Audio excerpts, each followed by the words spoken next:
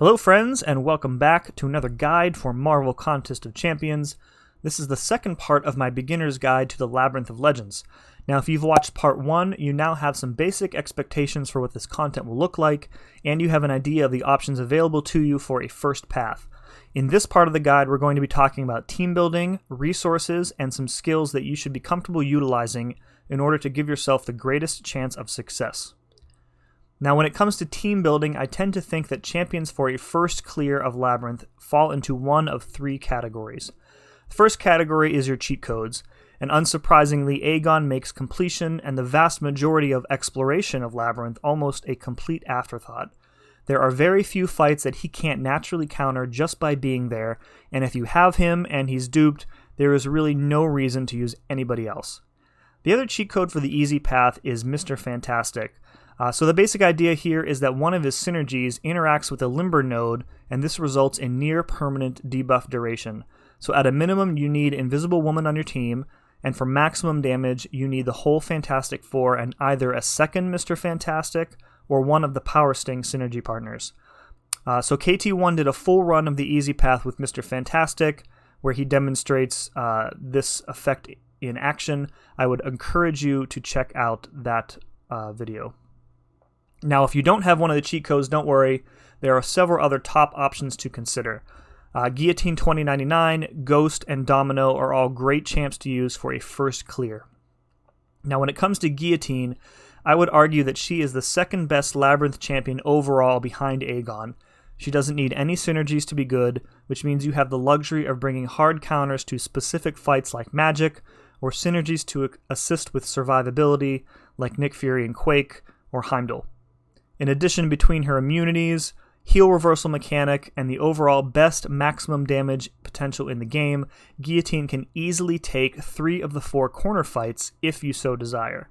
Now, the biggest downside to using Guillotine in Labyrinth is that she's a tech champ, which means she has an enormous disadvantage against Maestro thanks to his enigmatic ability. So if you're bringing her, make sure you have a backup option for taking Maestro down. So if you're a Ghost player, you're already probably prepared to devote spots on your team for at least Wasp and Ant-Man, and maybe Hood. Ghost is a pretty quick option for a first clear, and in the hands of a skilled player is probably one of the least resource-intensive options out there. Ghost can easily take half of the corner fights thanks to her ability to phase debuffs. Her downside is that she really does need the full Quantum Trinity to get the big damage, which kind of limits your options for the rest of the team. And similarly to Guillotine, she's a tech champ, so unless you want to gamble on the Maestro roulette wheel, you should again consider using an open spot on your team for an alternate attacker. If you want to see a really skilled Ghost player take down Labyrinth of Legends, check out Pandaman Pete's channel. He did most of exploration with Ghost, so definitely check him out. Now, Domino doesn't really need a synergy either to be good. But if you have mcoc, she can achieve near infinite parries as long as you are very quick to counter. If you're comfortable with the spacing on her heavy attack, you can add Red Hulk as well and try and do some heavy intercepts.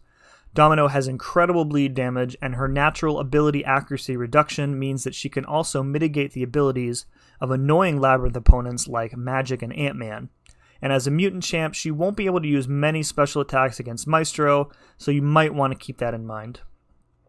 Now, if you don't have one of those 3 champs, again, don't fret.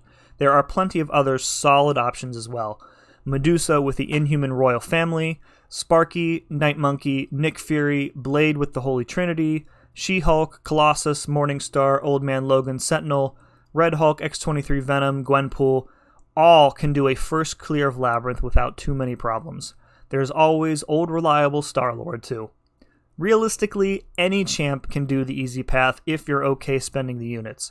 In the old days, people were doing the easy path with like R4 Yellow Jackets, R4 Draxes, so in comparison, we are a bit spoiled for options today. Okay, so you have your primary champion picked out, and your next step is to determine if you want to fill out the rest of your team with synergy partners or alternate attackers. The first thing to consider here is the enrage timer, which we covered in the first part of the guide.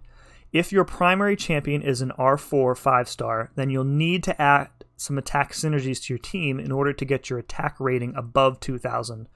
And again, the most common one here is to use Yellow Jacket and Ant-Man. If you're using an R5 5-star or an R2 6-star, you should be good to go already. Very few champions at those rarities do not meet the attack requirement. When choosing the rest of your team, my best advice is to first consider who the bare minimum champs that you need to clear your path are.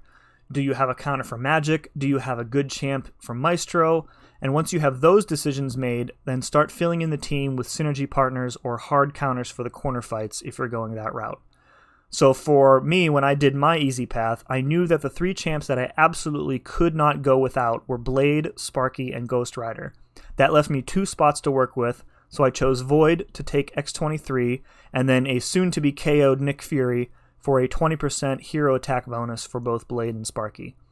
Now remember, unlike in other endgame content, there is no rarity requirement in Labyrinth, so you are free to use the entire breadth of your roster for synergy purposes. The only Nick Fury I had at the time available to me for my first path was a 3-star, but he served his purpose just the same. Finally, I really want to emphasize how important team selection is, because getting deep into a path and being roadblocked at Magic or Maestro and then needing to choose between spending money to finish or quitting out can be very painful, especially if you're a free-to-play player. So one of the most commonly asked questions about content like Labyrinth of Legends is, how many units should I have saved up? The answer really depends on your skill level. Completion and even exploration is absolutely possible without spending a single unit. And in fact, that's exactly what I did. If you're not that confident in your skill level, you may want to have about 4,000 to 6,000 units on hand just in case. It is best to overestimate how much you'll need because, again, running out of resources in the middle of your path will be very frustrating. Now, the amount of units you need are also dependent on how much preparation you put into your item stash.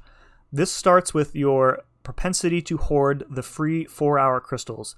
If you are not saving these, start now, because they give you a chance at revives in addition to potions. Speaking of potions, if you're watching this, you probably already know that the best place to farm potions is in Realm of Legends. So each fight has a chance to give you a level 3 potion, a team level 3 potion, or both. And depending on your roster, you can fight Winter Soldier on repeat or do full runs for some variety. So for each of my paths, I had between 150 and 200 potions in my stash, and I don't think I ever ran out. Again, overestimating your need is the best thing you can do for yourself here. One thing that helped me break up the monotony of farming was this little potion calculator that I found. So you enter in the date that you want to do your path and the total number of potions that you need or want, and it tells you how many you need to farm every day to hit your goal. The final resource you want to consider are boosts. So for my easy path, I was max boosted for the entire 3 hours, which I am not sure that I would do again. At the time, I wanted to give myself every advantage possible and make my run more efficient. Remember, boosting will end up saving you potions and revives in the long run. If you're low on the large boosts, I'd at least recommend that you boost on the fights that you feel are going to be the trickiest for you. Your Magic, your War Machine, and your Maestro. I know that the big boy boosts are often expensive to obtain, but consider the value that you'll be getting out of a 1-hour boost on a path that will probably take you 2 or more hours to complete. So when it comes to Masteries, I'm not really going to spend a lot of time on this subject because it's likely that you've already set up a Mastery build that favors the champions that you play most frequently. There isn't one magical Labyrinth Mastery setup, and I don't believe that major changes to your Mastery setup are necessary for this content. All of the same tips to general Mastery building apply here. Deep wounds if you're using bleed champs, max out your block proficiency and physical resistance to help mitigate chip damage, especially in Labyrinth when you're baiting out heavies. Energy resistance can help reduce limbo damage. Courage can be helpful if you're just popping 40% revives instead of healing up to full after every fight. So the same advice applies when it comes to masteries like Double Edge and Liquid Courage. Unless you have champs that are friendly and can heal up the recoil damage, then not being able to use your SP1 and SP2 means that you'll be taking more blocked hits in order to get openings. I didn't use these masteries for any of my paths as I preferred sustainability over a bit more damage, but, again, you may feel differently. So I'd say that there are two main skills that you should have before you attempt this content. The first might seem really obvious, but knowing how to properly evade each champion's special attack is key. None of them are particularly difficult, but with the new dual target system, it's easy to practice the ones that you struggle with. On the easy path, the timing on Cyclops' special 1 can be challenging for some players to nail down. Maestros are extra tricky because as of this recording, there is no dual target for him, so the only way to practice against him is to head into Act 4. The exception to this is War Machine, where you need to remember to not try and evade. It's tough to really overcome that muscle memory, but the best way that I can say to do it is just to try and parry his special 1 rather than evade. Now, I talk a lot in all of my videos about the concept of cycling special attacks, so when I play, I try and push my opponents close to 2 bars of power so that when they throw a special, I can immediately punish them and push them over a special 1 again. This increases the number of openings I can get without needing to rely on parry or baiting out a heavy attack.